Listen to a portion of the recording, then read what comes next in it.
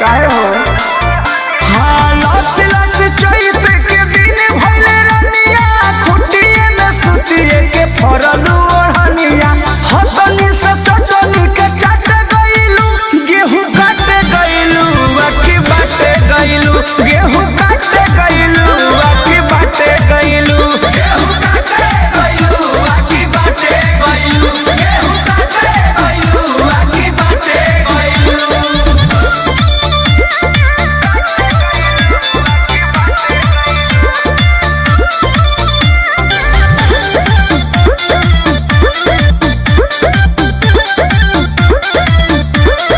घाम लागल चांपत हो गइलू सावर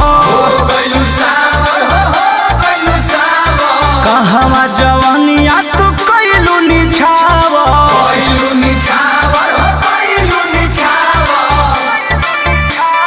घाम लागल चांपत हो गइलू सावर कहवा जवानिया तू कइलू निछावर केकर पलहारी बुलट गइलू गेहूं काट गइलू बाकी बाटे गइलू गेहूं काटे गइलू बाकी बाटे गइलू गेहूं काटे गइलू बाकी बाटे गइलू गेहूं काटे गइलू बाकी बाटे गइलू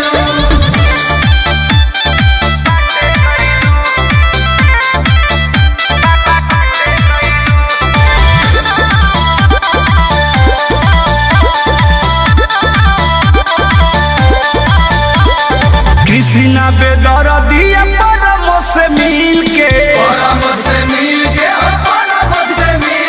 साफ कइले बारू खरिहानी पूरा छील के